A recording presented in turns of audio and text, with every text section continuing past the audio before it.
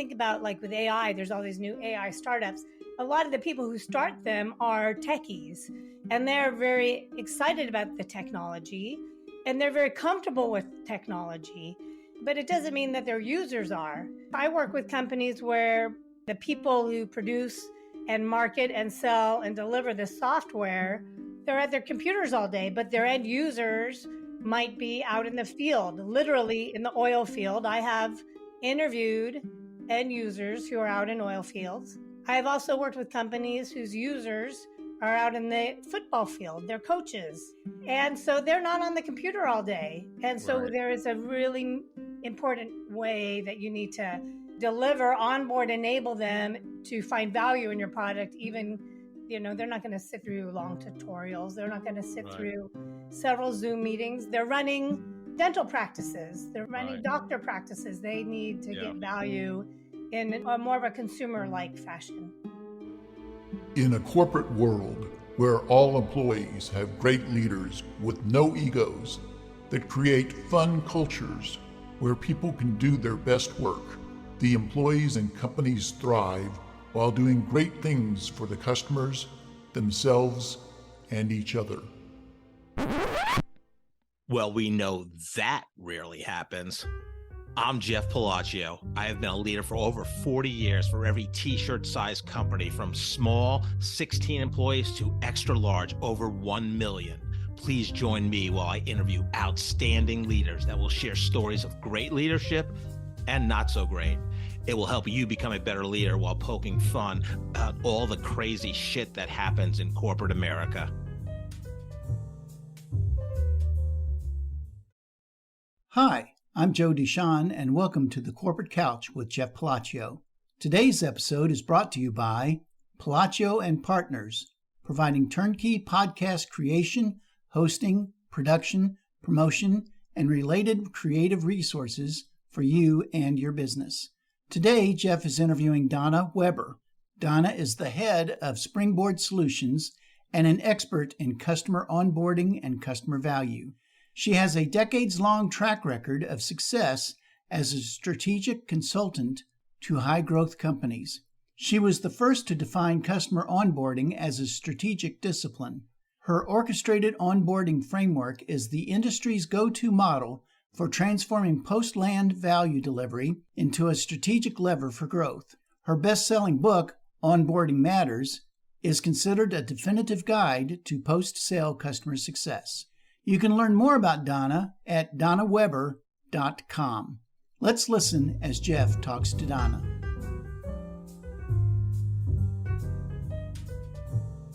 Donna, welcome to the Corporate Couch this afternoon.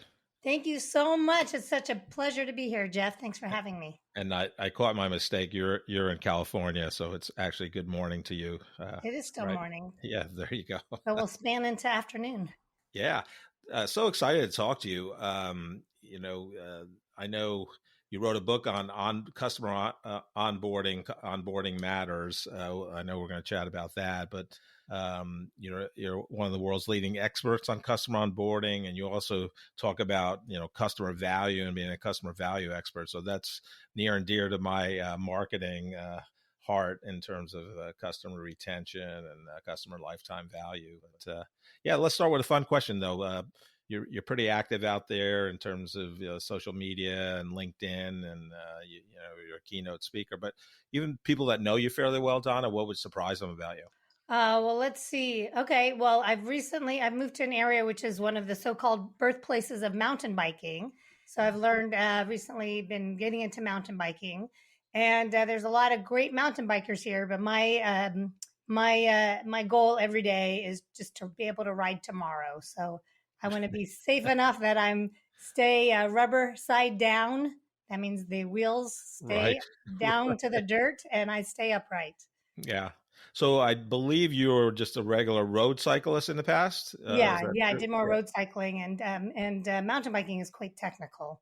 Yeah. What's the biggest difference you've noticed from road cycling to when your transition to doing going uphill is really, really hard. We live in a hilly area, and then downhill, you got roots and rocks. You're in a very dynamic environment, right? So and you could just be like wheels just slip out from under you, and Yeah. when you hit the dirt, it hurts. So it's not as meditative as road cycling can Yeah, be. road cycling, you got to worry about cars, but yeah, you kind of just head down, spinning the legs. Yeah. Yeah. Unless you're, I was actually just this morning going through my road cycling gear and going, gosh, I haven't worn that in a long time. So I'm right. going to put it in a different place. Nice, nice. Where'd you grow up? I grew up in San Jose in the Okay. south of San Francisco. Okay. And I did cycle a lot. I cycled to school and cycled around town. Wow. That's great. What else was fun for you growing up? What you love doing? Well, I'm a big reader. So, always been an avid reader, avid learner. I usually have about 5 books going at a time between fiction and nonfiction and Love that. Kindle and paperbacks and audiobooks Yeah. and Well, iPad sometimes because I have books everywhere. yeah. I don't know if I've been in 5 different books at one time. It's possible, but I know I've been in a couple books at one time, and I like nonfiction mainly, but I think fiction is also nice to read. But if I ever read before bed, it usually would be a fiction because I didn't Yeah, want to read anything where my brain would start working. Oh, that's a great idea. I exactly. wanted Yeah. just Or read. something very boring or fiction before bed. Right, right. Yeah, interesting. Any aspirations as a child growing up? I'm going to be a world-class cyclist, or what was your? No, I wasn't all that active. I was more of a, reading. Yeah. And then I wanted to be a Broadway star. I Oh, wanted to sing and dance and act. And I did some children's musical theater when I was a kid in the San Jose Children's Musical Theater. wow. Did you pursue that in your college career, or? No, well, so I have 3 sisters, and I would sing and dance around the house. And after a while, they told me shut up enough times that I did. But when I was a kid, I was in the play Oklahoma, which Oh, was a foreshadowing because my husband is from Oklahoma. wow. There you go. Yeah. Oh, what a beautiful morning. Oh, what a beautiful day. Yeah. Yes, I know all the words to all the songs. My son was in musical theater, and his first non-school production was a theater in the park here, and he played young Will in the Oh, prologue right lovely. in the Okay. beginning. Yeah. So Yeah, and then I don't do musical theater now, but I do a lot of speaking and getting up on stages, virtual and real, and teaching. And so I just love all of that. I feel like it does fulfill that yeah, part of my younger aspirations. absolutely. Well, the best teachers, the best speakers are, they're performers, right? So Yeah. there you What go. did you want to be when you were a kid? Um, Donna, this is my podcast. No, I'm kidding. Actually, I wanted to be an NFL quarterback, so I wasn't smart enough to determine that probably was not going to happen. But And did you play football in high school? I did. Yeah. Yeah. I didn't realize what kind of talent and level of commitment you needed to be a professional athlete. But yeah, when I was, and a lot, I think kids that played sports that had any degree of success maybe thought that was a possibility. So yeah, I played all sports: basketball, football, baseball, kind of the 3 major sports at the time when I was growing up. But yeah, so I don't think anyone's asked me that question. Uh, so I saw on your LinkedIn you went to UC San Diego, I did, and yes. you got to graduate with a BA in history. Was that your first major? No, I started off in mechanical engineering, and then I changed to management science, and then graduated in history with a minor in economics. Okay. And then while I was at UC San Diego, I was on the rowing team. Oh, nice. So and you get up at like 4 a.m. or 5 a.m. Exactly. to go out there. One of my roommates in college was on they called it the crew team. So Yeah, he was great. getting up very early to do that. It's great exercise. I love It's great, whole I body. love the concept 2 rower at the gym. I mean, that's Yeah. a good overall workout. And Hugh Jackman is a big rower. Oh, is he? Yeah. And he was in Oklahoma. we're just circling back on everything.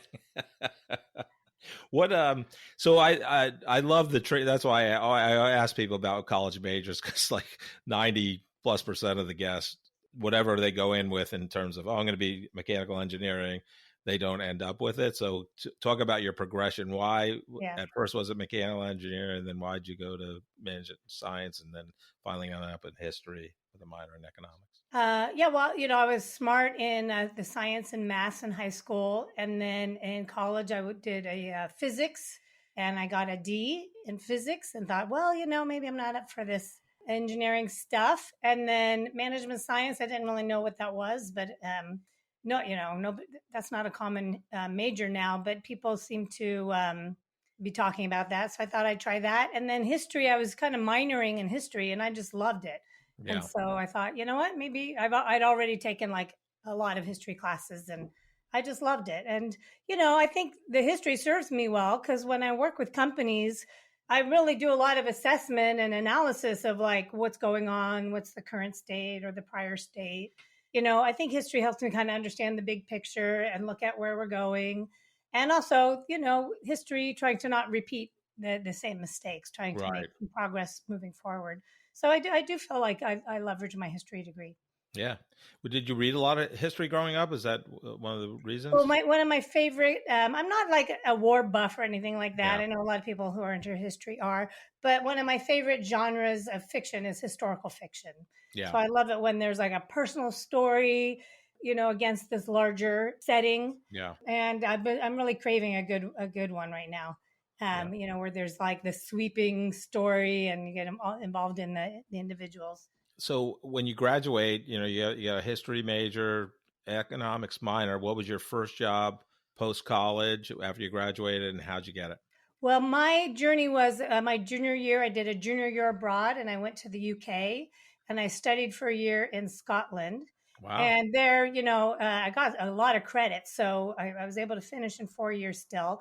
And while I was there, I met a guy, and then so after I came back, finished my degree in San Diego, and then I went back to the UK and to be with my boyfriend at that time, and then and so I was just kind of working some jobs there to just to be able to stay there, and so my first job, I was working in the social work department as a typist. In those days, the social workers would dictate their notes, and then I would type them out. But in a way, and I remember in college, I did do a test, and it said I would be a social worker was a recommended career. And when I look at what I do now, I am in a sense a social worker for companies, right? Yeah. So so I did that, and then I started working for this man who worked with more like natural therapies, and I was his office manager. Okay. And then I started training up on those therapies, and then I had my own business doing natural therapies for 8 years in the UK. So I lived in Scotland for 3.5 years, and then I moved down to Devon in the Southwest, in the West Country, and I had my own business there. Wow, that's phenomenal. A couple of questions there. So typists, how many words per minute? I don't even know anymore, but I'm pretty fast. I think I type as fast as I can think. Wow. And I really, so I love a keyboard. I really continue to struggle on my iPhone because I need a keyboard. I type really fast. And when I'm in meetings, I'm always typing the notes. Because it helps me to kind of really lock in what I'm hearing. And then I'm a big paper and pencil person, paper and pen. I'm always writing things down, and that's often how I remember things. Yeah. Like I was grocery shopping the other day, and I had my whole shopping list, but I often don't even look at it because once I've written it down, I can see it in my head. Yeah. And then I have this. I love this. It's a Remarkable digital notebook. I love that. And then I'm just always writing. Now you have both. You can write, which helps you retain better. Yes. Yeah, I love that. Yeah, I also type as fast as I think. I'm about 8-9 words a minute. So, so you're in your 20s and you're in a foreign land, Scotland. So, and then you open up a business. So natural therapies business, talk about that. And what was that like in, at a young age and in a, different country than you grew up in? Yeah, well, it was this amazing adventure. As you know, I'm a native Californian, so having things like weather was interesting Right. and novel to me. Things like, wow, the trees change colors, and oh, look at Right. that! It's a gray sky day after day. Right. At first those all seemed quite adventurous, and I Yeah. did a lot of outdoor adventures there, like a lot of hiking. There you call it hill walking. So a lot of hiking in the UK. And yeah, I think in some ways being an American in the UK, Americans are much more assertive. And so I did have a successful business, and a lot of other peers were kind of, how'd you do this? So I actually created courses and taught them, how to build a practice, because you have to be assertive. You can't just be good in what you do. You have to market and sell Right. it. Right. Right. And nobody really teaches you how to do that.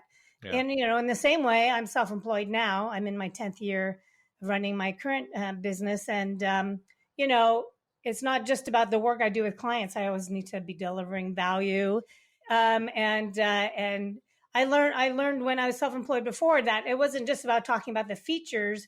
I need to identify with the pain points and the problems that people have, and then talk about how I can help them, Right. get the results that they need, the outcomes that they want and need.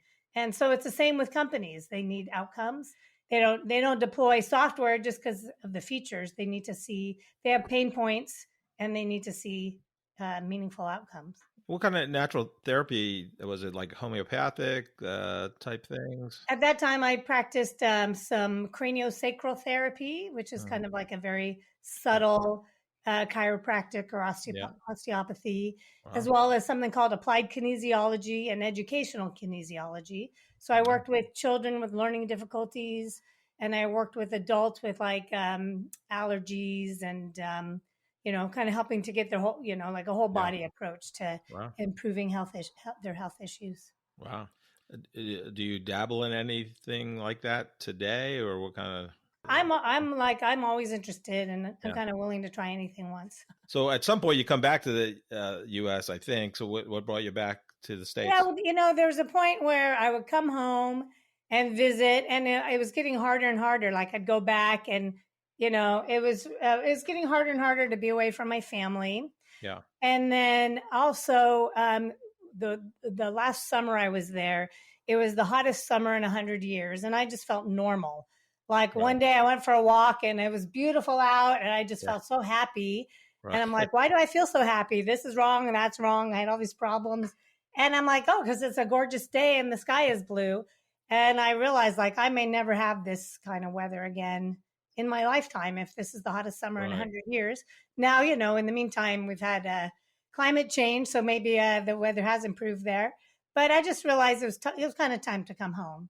Right. So I came back to California. I grew up in the heart of Silicon Valley, and my first job back was working at Netscape. If you remember that, that was the Oh first yeah. internet browser. Absolutely. Yeah, so that's so interesting though. Like history major, you go Scotland, you get into natural therapies, and then work for like the leading edge, .com era company, and it looked like you were a usability coordinator. So talk about how you got that job, and what was that like working at Netscape in that period of time. Well, yeah, I got the job. My sister knew a recruiter, and it was really fun because Netscape was hot. I actually remember people because my last name is Weber, like web. That was when the web was Wow. just coming out. Web. What a brand! What a branding Yeah, job you did. and I called I used Donna Web at Yeah, Netscape.com was my email. I still use that as my username. yeah, And people would like ask me how to do things on the internet just because I worked at Netscape. But right. what I learned was, we had a whole state of the art usability lab, and Yeah, I would bring people in for studies. So we'd help, them see yeah, how they would navigate and try to figure things out through the user interface. And we had focus groups, and it was all about the usability of the tool. Yeah. And, I would say still, that's so important because so many companies, in tech and, think about like with AI, there's all these new AI startups. A lot of the people who start them are techies and they're very excited about the technology and they're very comfortable with technology, but it doesn't mean that their users are. And so, for example, Jeff, I work with companies where, again, the people who produce and market and sell and deliver the software, they're at their computers all day, but their end users might be out in the field, literally in the oil field. I have interviewed end users who are out in oil fields. I have also worked with companies whose users are out in the football field, they're coaches.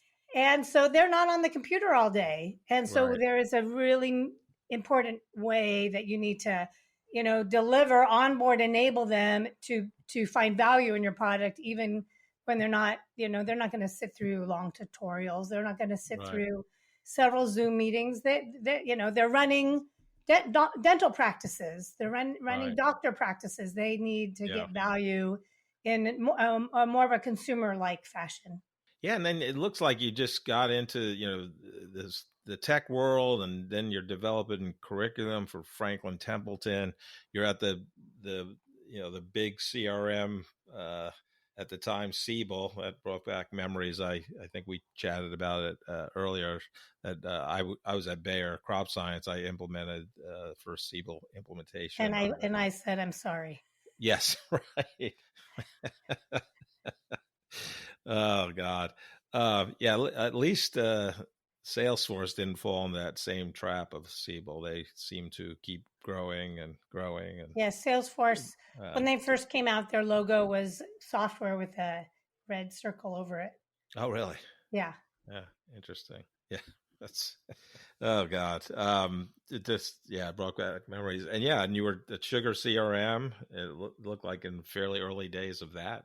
Uh, and then I know you went to the analytics side for TIPCO, but to kind of talk about your progression through this, kind of instructional design. I mean, obviously you were doing some courses, I guess, in Scotland and all that, but was it a passion for you in terms of delivering those type of solutions? Yeah, well, so I was teaching some courses when I was in the UK and really found that I was enjoying that. And then I started creating my own and found I was enjoying that. And so I did think, well, okay, I want to get into this like learning and development thing. And so I took some courses through the university extension and learned about curriculum development and got that job at Franklin Templeton and just really I've really enjoyed the more of the technical customer enablement because as you know, I'm a lifelong learner. So with the technology, there's always the new release, there's always new products. So meant I got to continually be learning, but also being that bridge from the technology to the user and kind of being that translator to make sure people are getting value from that. And so I went to several startups and built customer education organizations from scratch. And then I was at Jaspersoft, and Jaspersoft, this was at the early days of customer success, and Jaspersoft was acquired by TIBCO, so that's why you may not see Jaspersoft. But that was in the early days of customer success, and I was realizing we're doing, the reason why we're educating customers is this is also, early days of subscription.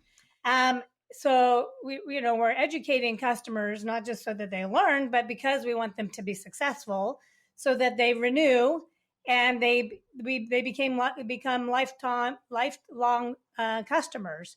So then I started learning more and more about customer success, and at Jaspersoft, which then became TIBCO, built out customer success and onboarding.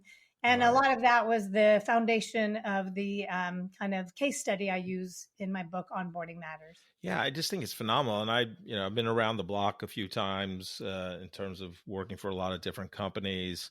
Not so much on the provider side, but I just was fascinating, based on our first conversation and then doing some more digging in terms of, preparing for this conversation for the podcast, but just that whole, talk about the onboarding process and why it's so important and how it drives customer retention and customer lifetime value, And I had never heard of the concept of customer first value. So you also talk about decreasing the time to Yeah, that. yeah, So talk yeah. about those components. I would love to hear it. Sure. Well, when I first started working in customer success as a consultant, so in 2016, I started my own business. And I was looking around the customer success landscape, and everyone was talking about the renewals at that time or the last 90 days. And I was like, oh my God, it's so obvious. Why isn't anyone talking about the first 90 days? Like the beginning of the customer journey is so critical. And then I had this aha moment that, oh, well, that's because I need to talk about it. And Jeff, the more I kind of jumped into onboarding, like the more excited and passionate I got, and like it was kind of like the bigger and deeper it got, because there's so much during onboarding. Right. And what's happening.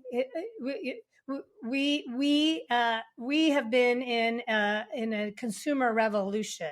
So just for example, earlier today, I was doing some research on Amazon, and I am huge in reading reviews. And so, the buyer has a lot more control, has a lot more information, whether consumers or in a business to business product. So the buyer has a lot more control around that buyer journey.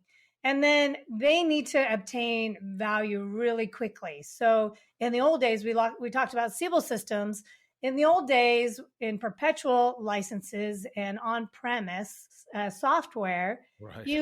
the sales cycle might take 6, 12, 18 months. And the actual implementation might take 6, 12, 18 months. And so there was a very different set of expectations. Right. However, with software as a subscription, software as a service, and this consumer revolution, people they've done their homework, they want some value very quickly. So onboarding has to be so much more than just implementation. It needs to be delivering some meaningful value to the buyer and to the users.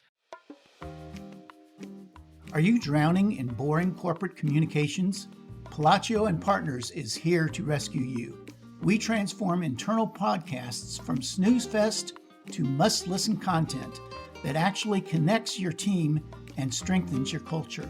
Imagine podcast episodes that make your employees laugh while staying informed. Our founder, Jeff Palacio, doesn't just create podcasts, he creates conversations that break through the noise. Whether you're a growing startup or a massive corporation, we turn your company's story into audio gold. Leadership becomes human. Remote teams feel connected. Your message cuts through the clutter. Palacio and Partners, where corporate communications gets a fun makeover. Let's make your podcast work harder than your email inbox ever could. Jeff is happy to share his insights on podcasting with you. You can contact him via LinkedIn or schedule a Zoom call via the link in the episode description. I went through a Viva implementation. So Viva is a Salesforce partner in the kind of pharma animal health space, and I was at a startup animal health company, Eritana Therapeutics, and they really had their process down in terms of implementation, and it was a very smooth, compared to my Siebel experience about 14, 13, 12 years earlier. But it is important because the quicker people can get on board and start using it to be productive and drive value for themselves and their customers, the better everybody is, right?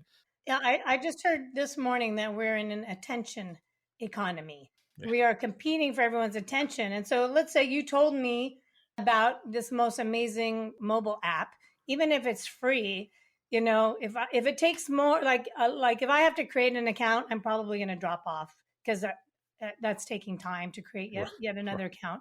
Right. And if I don't get something that is meaningful to me in moments, I'll probably never use it. And I'll be scrolling my phone and deleting apps I don't even know what they're for, right? Right. So we have to deliver something that's meaningful.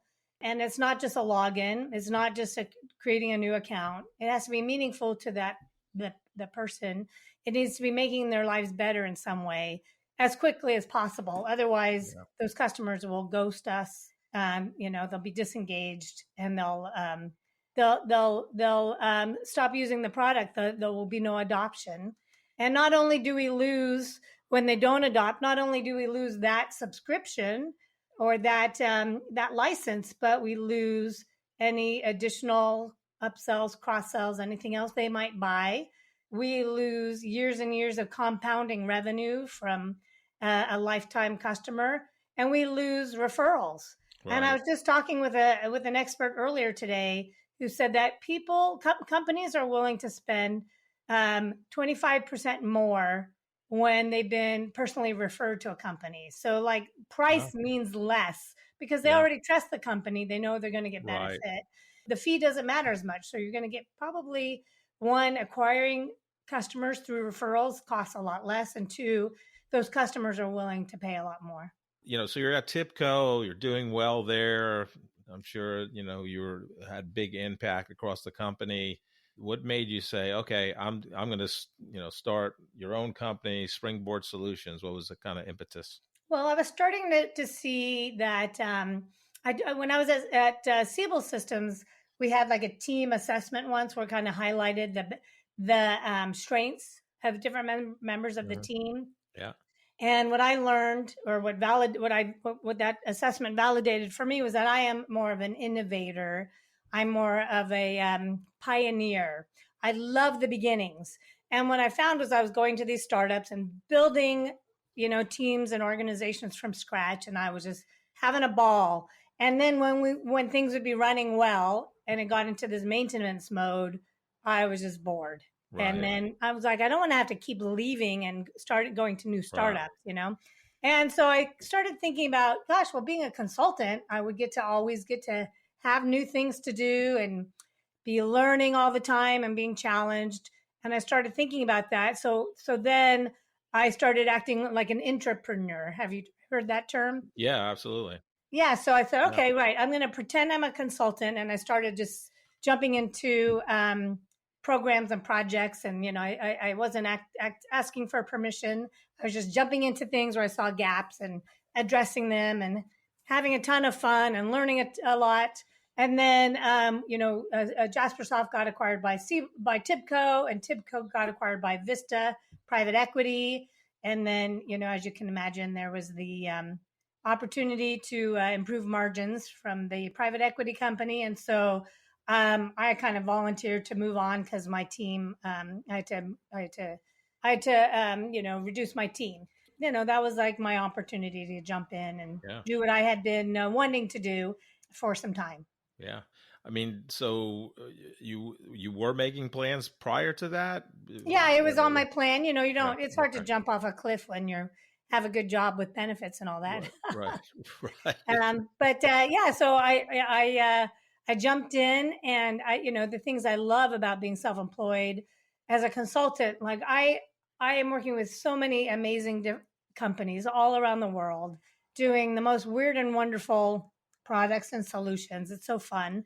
I'm always learning. I need to stay apprised on, trends. Like right now, I'm learning about AI.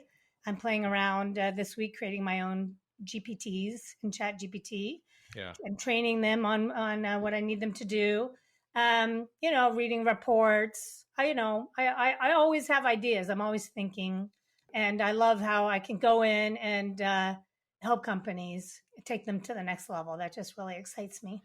You ran a business before in Scotland, but what was kind of the big aha, moving from that safe W-2, nice salary job with bonus to like, holy cow, I didn't know this was going to happen.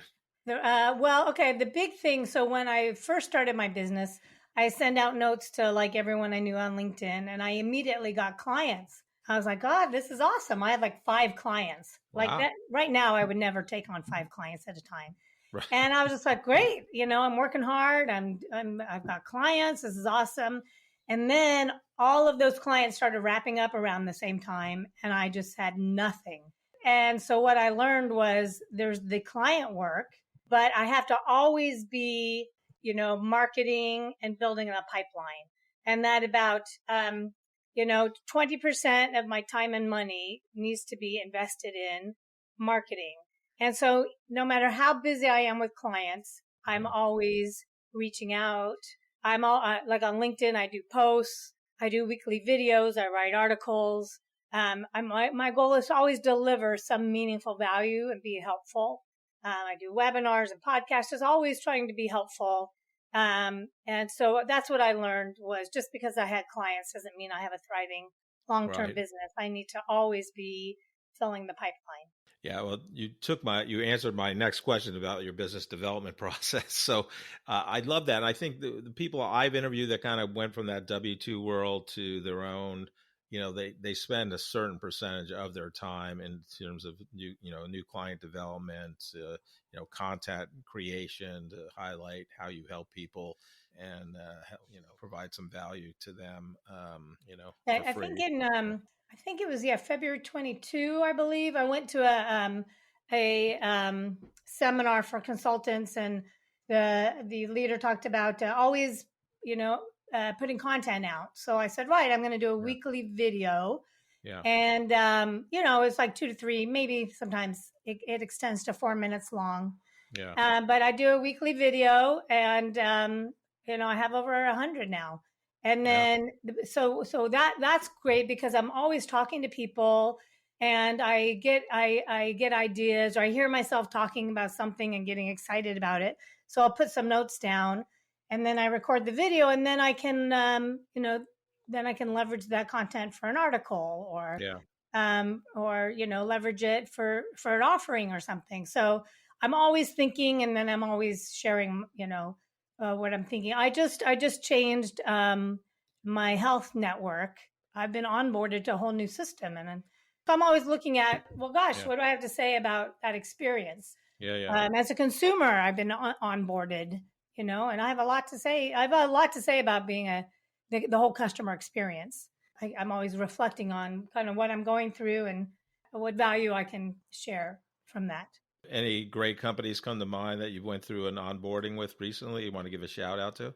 Well, let's see. I mean, I have worked with vendors that have used Service Titan. So, Service Titan is a software company that provides the platform for the trades like plumbers and electricians. And it's not sexy, right?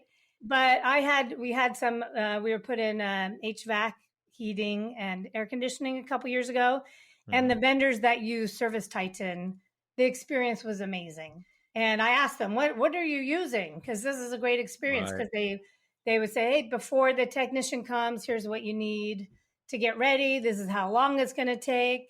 Here's the technician's name and their photo. Because the strangers come in, and you're Right. letting a stranger into your house, right? Yeah. Yeah. They Yeah. told me every step what's going to happen. I was so impressed. And then they do a great job. That happened to me once, and it was a HVAC, same thing, a service call, and they gave me the guy's name and pictures, family, Yeah. like what he, and his last name was Lemieux, and I'm not a crazy big hockey fan, but Mario Lemieux is one of the greatest hockey players of all time. And I asked him, I said, "You're not related to Mario, are you?" He goes, "Yeah, he's my cousin." I'm like, wow, that's pretty cool. So, Yeah, so I just yeah, transferred to Kaiser Health okay, Network, yeah, and it's interesting. So they've been pretty good at getting me onboarded, yeah, but they've been a little it's been a bit overwhelming. So like my prior health network, there was kind of I just had to figure it all out myself, yeah, and this has been good because they're really on top of things, but right, it's been kind of overwhelming on getting texts and emails and notifications in their right, platform. It's a bit like, oh my God, what else do I right, need to do? right, And a lot of it I've already done. So yeah, maybe I'll reach out and see if they need some help because it's been like very proactive, but also repetitive. And right, if we're in the attention economy, they're taking up too much of my attention because things right. are already done. Right. Yeah, and that's the crazy part about today is, there's so many different ways you're getting information, Oh text, yeah. via chat, Slack. I mean, it's everywhere, and Yeah, and you don't want to waste your customers' time. right, Like I talked with one company where they said, "Oh, our customers love us. Our product saves them so much time, But then they tell us that, but then we spend all that time in meetings with you during onboarding and customer success. And it's like, oh my God, like you're Right. wasting their time, Right. right? Like you don't need to have a meeting for everything. Yeah, 100%. So I know you're a avid reader, lifelong learner since childhood. But when did the book idea come to mind? What say? Oh, I'm going to write a book. How'd that occur? Well, so early in my days of consulting, I talked with a colleague, and he told me to write every day. And then, I knew about writing articles and blogs, and I kind of rolled my eyes at the time because, oh God, like the world needs another blog, and Right. like today, the world needs another podcast, right? Right. But then I was like, well, this other person I follow was saying, well, write for yourself. And I was like, okay, like I can write for myself to articulate what I think and what I know and what I'm, it was for me. I was writing the articles for me. And then there was a point where I had like a critical mass, and I'm like, you know what? I think I have enough content here to write a book. And, I was developing ideas. I created my orchestrated onboarding framework and things I was using with clients. And so then I had enough content to write a book. And I didn't just plug in the articles, but it was kind of like I had the concepts, and I started. I leveraged those to get started. Interesting. But I got to tell you, it's that to go from writing an article to writing a book is a big mindset shift, and it's pretty scary to be like, right, I'm sitting down to write a book. I had to really oh no, I'm just writing I just have to pick like one. It didn't matter, just pick this one topic and just write on that today. Because it's just too overwhelming to think I'm going to just write a book. Yeah. Did you have help doing it? I had help pretty much when I was done with the manuscript. Then I got a kind of a book coach who helped me.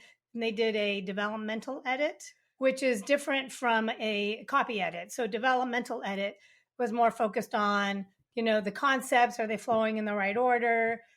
She helped me with my narrative and authoritative voice. Helped me with the examples and kind of how to thread things through. So I had that. And then I had a copy edit, which is more about grammar and spelling. Right.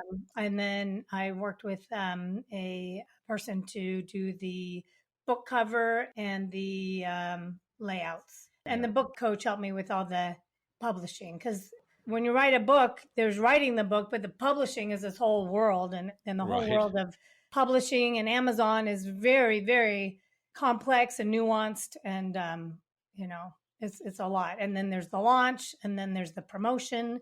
So there's a lot. I just kind of thought, I'm writing a book, but the reality is that the majority of books on Amazon aren't read, and I wanted mine to be read.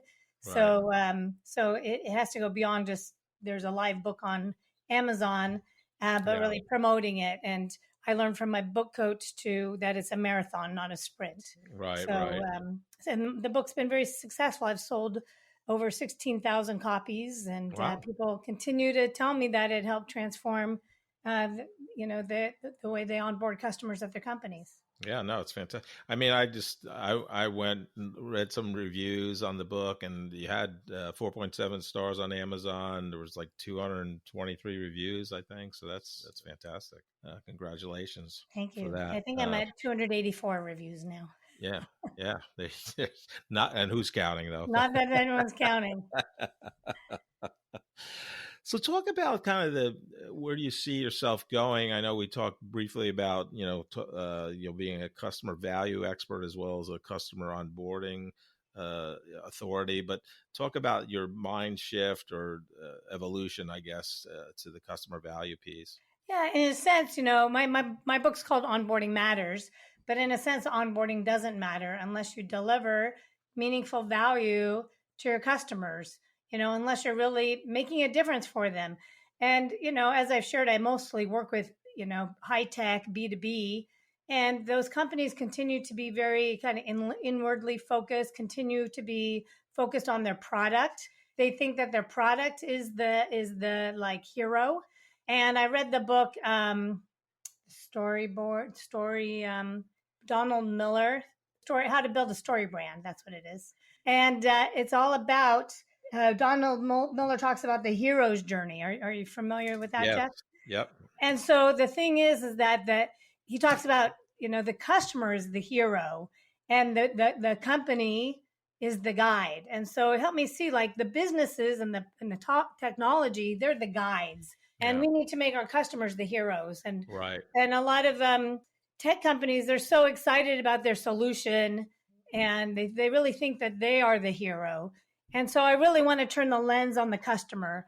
And in the world of B2B, your customer isn't just the company, it's also the users. Right. And the users might be the CFO who needs reports and needs to do forecasting and analysis.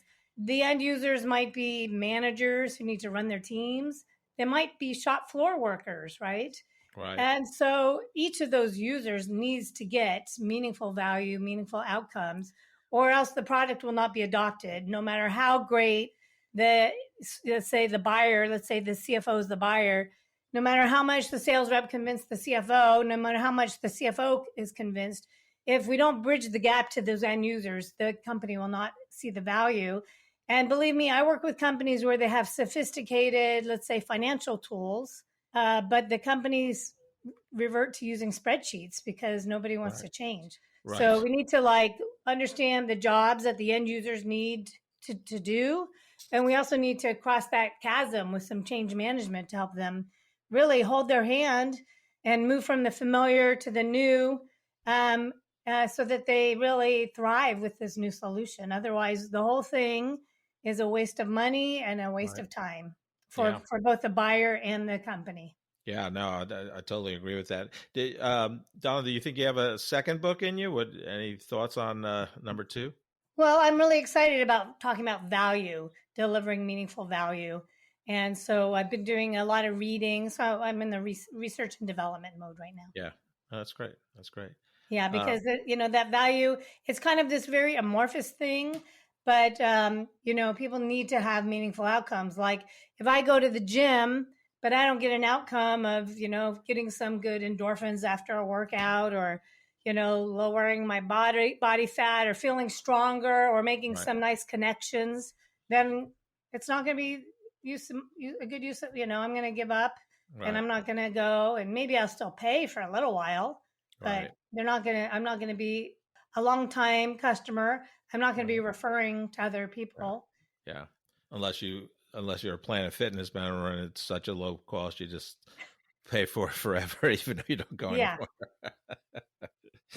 But where I live in a small town north of San Francisco, and in the small town there are 2 gyms, and those 2 gyms are right next door to each other.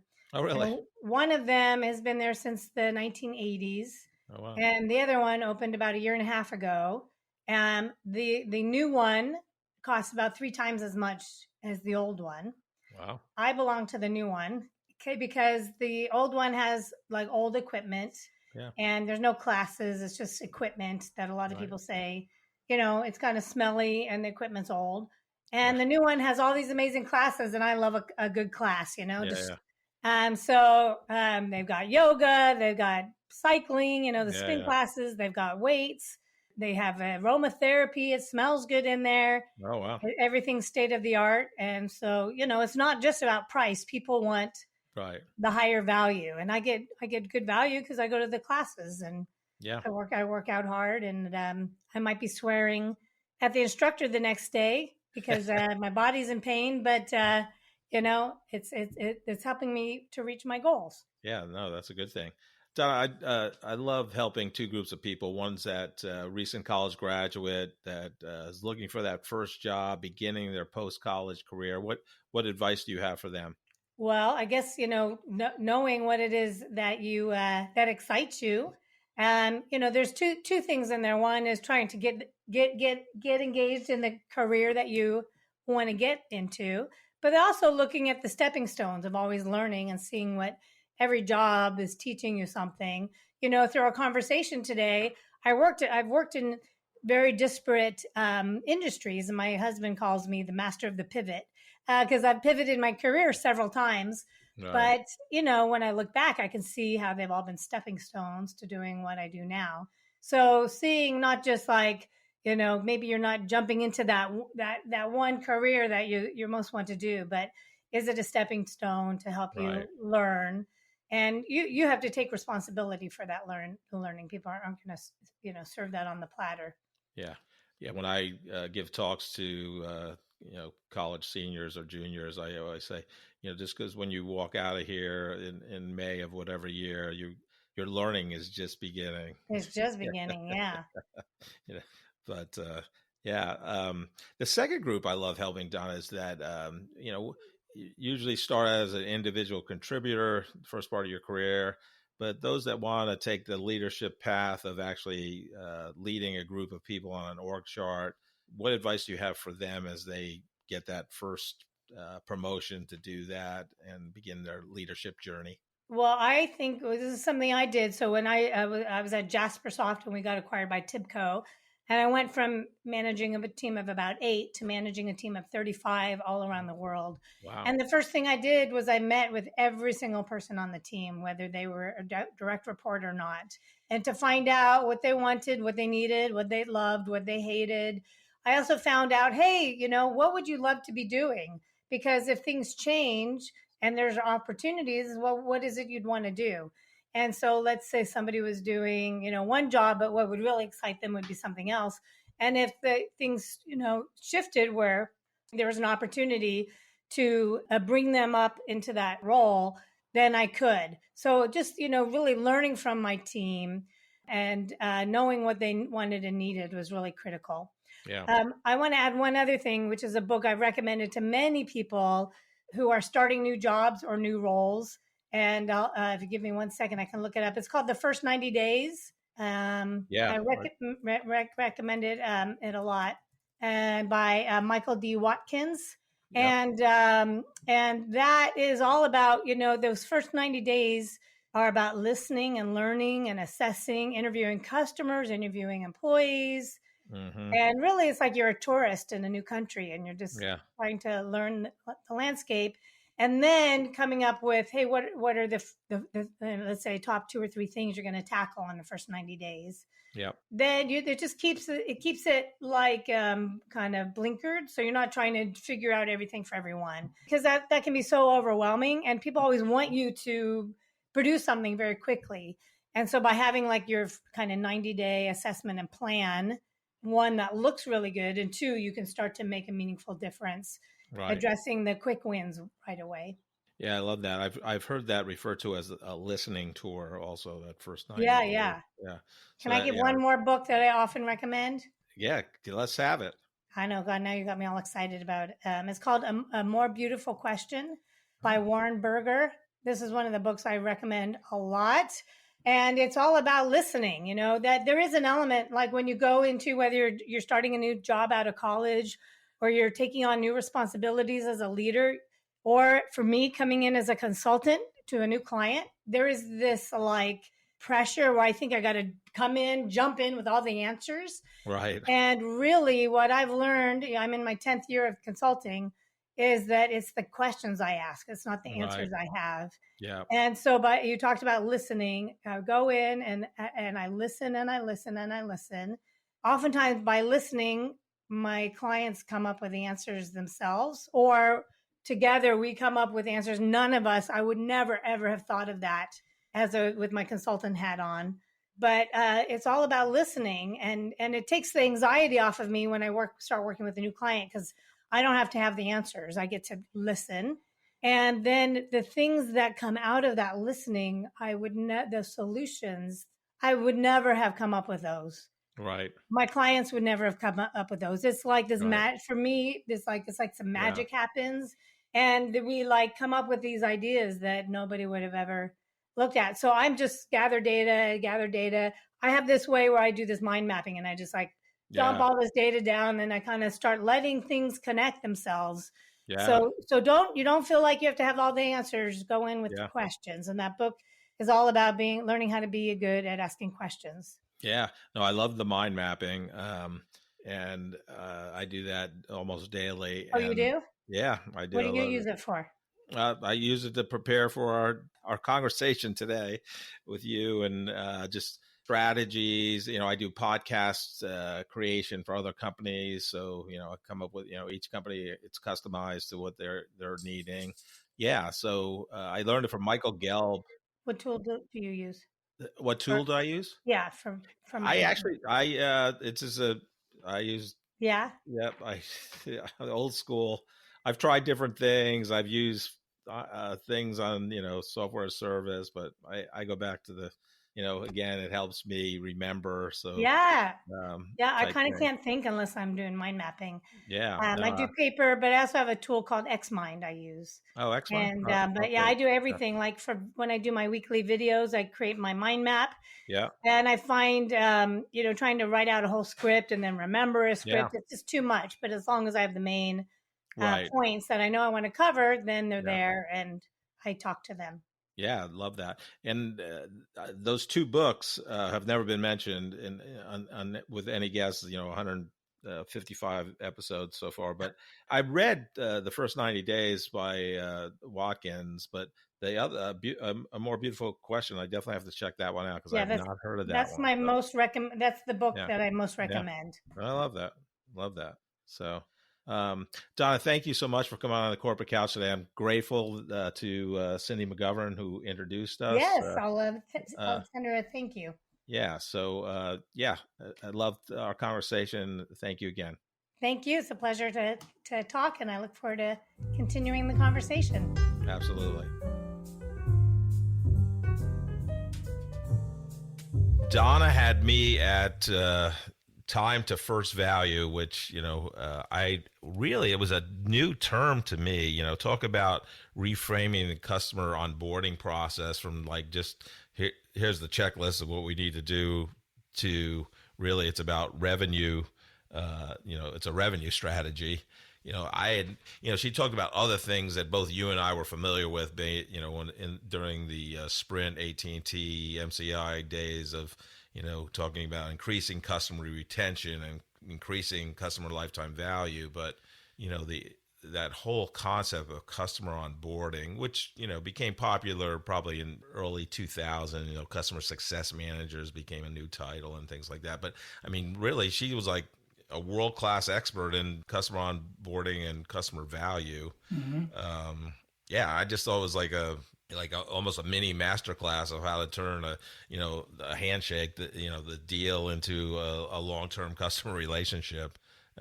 Just a phenomenal background, and starting her career as a typist and then moving to Scotland and having a natural therapy business, craniosacral therapy business for like 8 years, and then coming back to the States and starting her career during the boom days of Netscape during the .com glory days. But yeah, just a phenomenal, lot of energy, great podcast voice. She should have her own. But I thought Donna was very fun. Definitely a ton of energy there, and an incredibly interesting story with all of the zigs and zags that we have come to love and on the episodes. I especially love any time that we're talking about the early history of the internet and the time that I actually lived through and remember what was going on during all those times. So, and she was talking about one of her first jobs was at Netscape. And I thought, well, what would you have been doing at Netscape at the time? And she was a customer experience analyst or something like that, where she would watch people as they used Netscape to, when they would have a problem, how would they try to solve that problem? What would they try to click on? Right. She was like a usability coordinator or whatever. Yeah. Whatever the title was. And I just thought that was so interesting because at that time, this is in the mid and late 90s, at that time it was definitely the wild, wild west in the World Wide Web. Oh God, yeah. I mean, everybody was doing all sorts of stuff. Yeah. You pull up a page and you had no idea what it was doing and everything. Oh yeah.